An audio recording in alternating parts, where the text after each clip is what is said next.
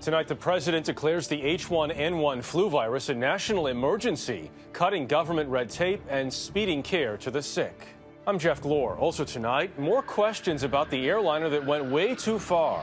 What was the crew doing in the cockpit? The airport police went into the cockpit, didn't say anything else, and then said, okay, everybody off the plane. No brainer. The Walt Disney Company offers refunds to buyers of Little Einstein videos, which critics say have no educational value at all. And talk about airmail. This 72-year-old mail carrier is the last of his breed and still flying high.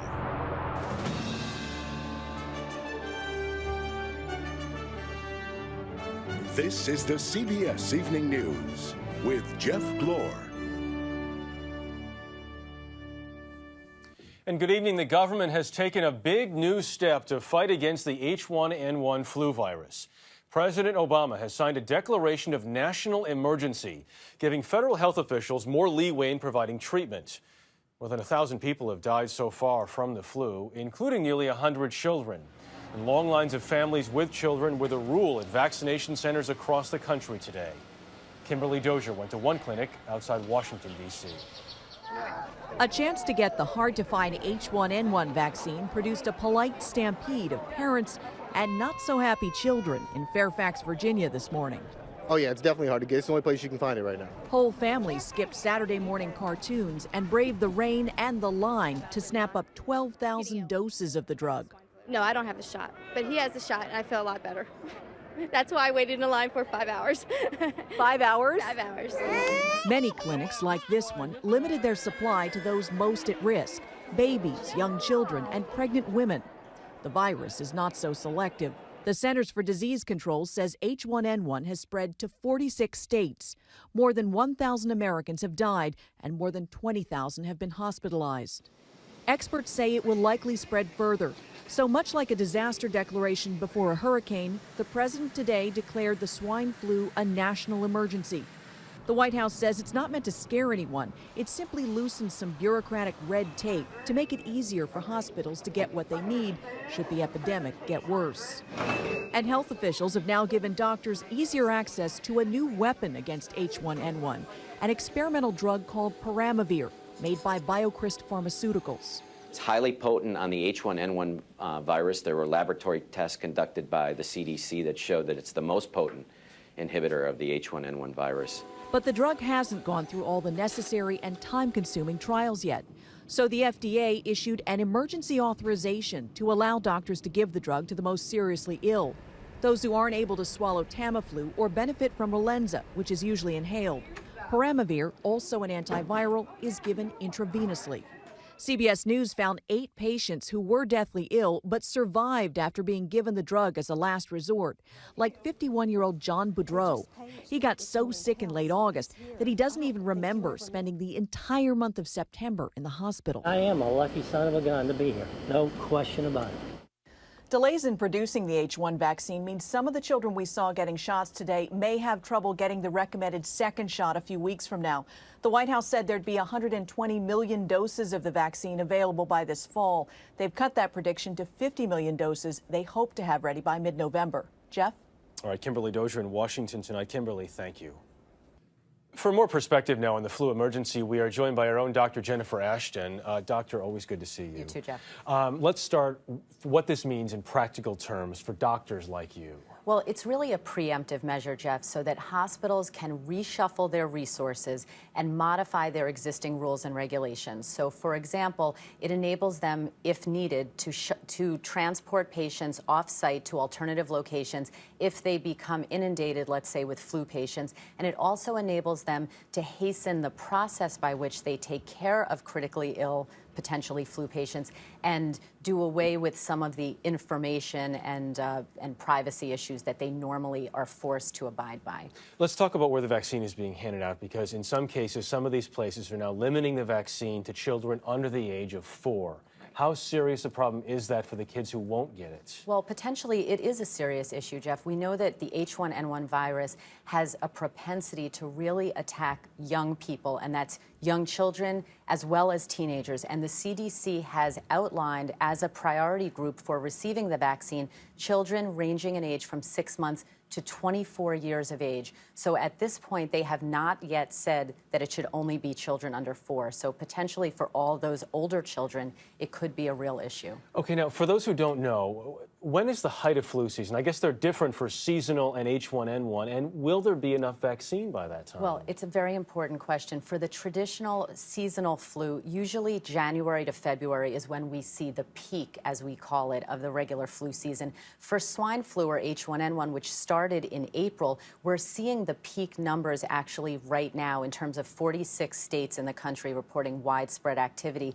The key point here, Jeff, is we don't know what the future will bring in terms of H1N1 cases, and that is largely why the president took this preparative step to declare this national emergency. Basically, the earlier we get the vaccines, the better. Absolutely. Okay, Dr. Jennifer Ashton, thank you so much tonight. We turn next to the mystery of Northwest Flight 188, which overshot the Minneapolis-St. Paul Airport on Wednesday night. The NTSB is scheduled to interview the pilots tomorrow, but the one crew member who spoke about the flight today only added to the mystery. Randall Pinkston has more. At his home in Salem, Oregon, 54-year-old Richard Cole, the co-pilot of Northwest Airlines Flight 188, talked about what did not happen Wednesday. There was no heated discussion, no argument, no fight, nobody fell asleep. That's all I can tell you. That contradicts what he and pilot Timothy Cheney allegedly told flight controllers. The pilots had said that there was a distraction in the cockpit. The cockpit voice recorders only covered the final 30 minutes of the flight, so investigators are counting on interviews with the flight crew to learn what really happened. A National Transportation Safety Board official told CBS News the 1 hour 20 minutes the crew was out of contact is central to our investigation. This much is known. At 5:01 p.m., Flight 188 took off from San Diego, climbing to 37,000 feet. 6:56, ground controllers lost radio contact. 7:58, the plane flew past its destination, Minneapolis-St. Paul.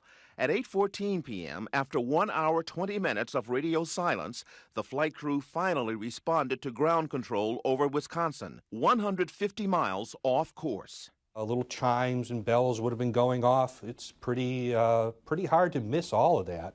Today it was learned senior White House officials were closely monitoring the incident as 4 armed F-16s sat on standby and anxious air traffic controllers activated new rules put in place after the 9/11 attacks. There was some degree of concern that this might have been a terrorist act.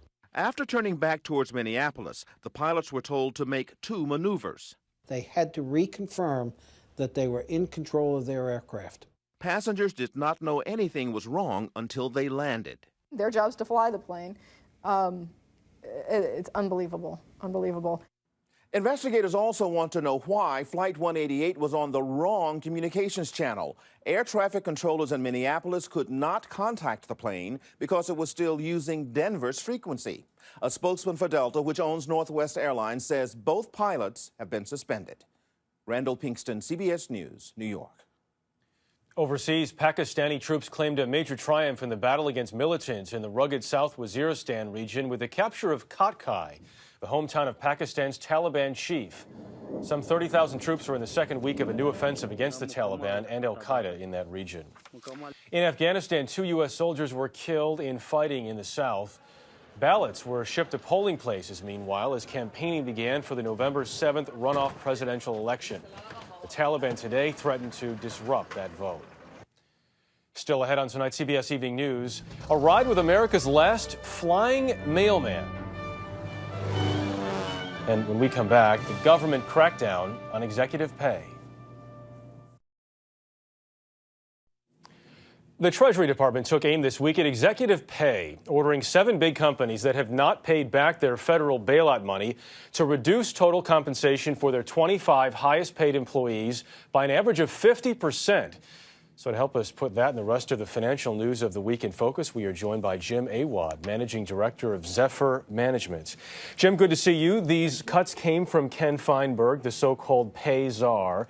Let's put aside for a second the fact that these moves are expedient politically, that they're red meat politically. Let's talk about the merits of cutting this pay. What are they for and against? Well, for, you have to say these companies are still indebted to the system, to the taxpayer, to the government, and that therefore it's appropriate appropriate that they be regulated and that the pay of the executives be appropriate in an absolute and risk-adjusted sense.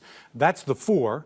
The negative is that if you reduce the pay in these companies, maybe the smart people will leave because they know they can get more elsewhere. And so the weaker companies, which still are owned by the government partially and owe the government money, will become even weaker as the smart people leave. And if they're too big to fail, they may fail even more. Okay, so more may be coming, though, we know, because Federal Reserve Chairman Ben Bernanke announced this week that he's going to be reviewing compensation as part of his process, and that would affect 28 banks, not just 7. That's a more significant move. What do you make of that? Well, this is a major step up in the government involvement in the financial industry, in both in terms of regulation, in terms of compensation, and in terms of how these people take risk and are paid to take risk. So it's subtle. Bernanke is very soft-spoken, but this is a major increase in government involvement in a key industry in this country. A major increase in government involvement. Will it make a difference? Let's look ahead now, 5 years down the road.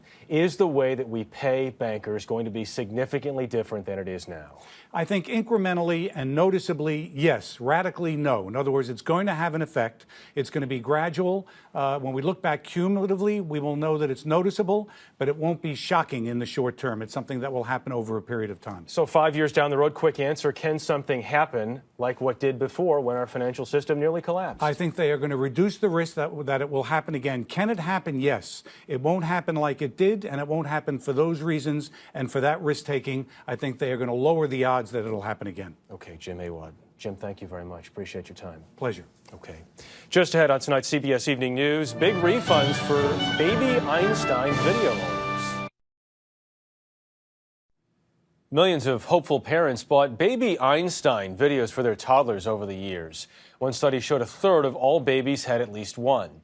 But now the maker of those videos is offering to refund the purchase price. Hari Srinivasan has more. A generation of geniuses just from watching a DVD? Turns out it may just have been marketing genius. This is an acknowledgement by Baby Einstein that their videos are not educational and that they have been deceiving parents. Parents bought the Baby Einstein series of videos and books with the hope of giving their kids an intellectual boost. Now, under legal and consumer pressure, Disney, the makers of the series, is offering parents like Becky Rotzkog a full refund on the videos purchased since 2004. She could watch those videos for like hours at a time if I would let her. Like, she loves them. Unlike many parents, Becky says she never expected the videos to turn her kids into Einsteins, but I just knew that it was a great thing to engage my child for a moment when I needed a break. a team of public health lawyers say any claims that the videos are educational are false. Pediatricians say kids under the age of 2 should not watch TV, which even Baby Einstein notes on its website. Baby Einstein doesn't make kids smarter because children's brains are wired to learn from relationships. And infants viewing television in the first year of life is not a relationship. Baby Einstein brand earns the Disney Corporation hundreds of millions of dollars every year, proof that in an increasingly test score-obsessed culture, it has hit a nerve. This generation of parents is very concerned about whether their children are going to make it in the world. What these companies do is prey on parents' vulnerabilities. The company dropped the word educational from their marketing, but has still managed to teach an important lesson. There's nothing that substitutes, sitting here and engaging with him. Something you do not have to be an Einstein to understand. Hari Srinivasan, CBS News, New York. Coming up on tonight's CBS Evening News, a high-tech renaissance in a city laid low by the... 2 New York City fire trucks collided today on a rain-slick street in Brooklyn as they were responding to reports of a gas leak. One of the trucks flipped on its side. 13 firefighters were hurt, 4 of them seriously. Michigan officials have confirmed that Detroit will host the 6th annual Stem Cell Summit next year. More than 1,000 scientists are expected to attend. It's part of Detroit's effort to market itself these days as a high-tech center. Here's national correspondent Jim Axelrod. Welcome to Asteran, a cutting-edge biotech company that provides human tissue for drug research. In the last year, the lab's stock has more than doubled, from $13 a share to $27 now. Silicon Valley headquarters, right? Not exactly. When you tell people you're doing high-tech work in downtown Detroit, do people look at you kind of funny? Yeah, they're shocked. Really? No. In Detroit? Not just any part of Detroit, but Tech Town, a 5-story former General Motors building where the Corvette was designed. The hope now is that Tech Town will be the birthplace of Detroit's next great idea. What did it look like when you started? It was desolate. When Randall Charlton made Astoran, Tech Town's first tenant 9 years ago, this run-down, beat-up neighborhood was the last place you'd have figured for a renaissance. Even the pigeons were flying in pairs for security purposes. Now it's home to 90 companies. When businesses come here, new businesses, Yeah. what do they get? They get more than a bill for the rent every month. What they get is a supportive environment. All designed to reverse the flood of jobs lost in Detroit. Unemployment now tops 16%. Techtown is setting a high bar. The goal is to grow 400 new companies during the next 3 years. That's one every 3 days. But the truest measure of success will be the number of jobs created outside this building for a city that desperately needs them. Carla Walker Miller started her energy company at Techtown 3 years ago. She's now building a $10 million biodiesel plant that'll mean 15 jobs now, maybe 30 in a year. Right here in the middle of a bombed-out neighborhood in Detroit. Where no one's building and some people don't even want to drive through. People say, well, hell, if they can do it in Detroit and they got down pretty low, maybe we can do it elsewhere. If that happens, it'll be move over Motown. Here comes Techtown. Jim Axelrod, CBS News, Detroit. Activists around the world today drew attention to the upcoming climate change summit in Copenhagen. In seemingly every imaginable way, they formed the numbers 350. Some climate scientists believe 350 parts per million is the safest upper limit for carbon dioxide in the atmosphere. The current level is 387 parts per million. Up next on tonight's CBS Evening News, rural residents who look up to their mailman. Neither snow, nor rain, nor heat, nor gloom of night is supposed to keep mail carriers from completing their rounds. So when postal officials recently proposed canceling one mailman's route, maybe they shouldn't have been surprised when they encountered a genuine groundswell of opposition. John Bentley has the story. Delivering the mail out here is not just a job, it's an adventure. One enjoyed by 72-year-old Ray Arnold, the last flying mailman in the continental United States. There's a certain element of danger there, you know. The only way to get to most of his customers in central Idaho is by air. So Arnold delivers far more than just the mail. Food, supplies, medication. If it fits in his plane, he'll deliver it. We can't just go out and get our mail because we're 32 miles from a dirt road in the summer and 60 miles from a plowed road in the winter. Arnold was a lifeline for Holly Atkinson, who runs a remote wildlife station, when one of her students suffered a severe injury. That's the fastest way to get him out to a hospital, even faster than life flight helicopters. Flying through the narrow valleys and high mountains is dangerous, but that's something Arnold doesn't dwell on. If you thought of that all the time, you'd be a nervous wreck. Arnold hasn't had a serious wreck in more than 30 years, but he has lost 2 pilots that worked for him here to the rugged Idaho backcountry. Despite that, he has no plans to give up his route because the people that live out here depend on him to make his appointed rounds. There you go. CBS News first caught up with Arnold 25 years ago when he was making many of the same stops he makes today. He has about 20 customers on his 500-mile route through central Idaho, which he makes twice a week. So it came as a shock when the Postal Service announced it was going to shut him down. That was some of the most devastating news I've heard in the 35 years I've been here. It costs 10 times as much for Arnold's deliveries as it does for the average postal customer. $2,400 a year per resident. But residents appealed, arguing that Arnold is a one-man economic stimulus package, making it possible for the camps, river guides, and hunting lodges to operate. We just couldn't do it back here without Ray. That's all there is to it. The Postal Service has backed off its plan to ground Arnold, renewing his contract for another 4 years.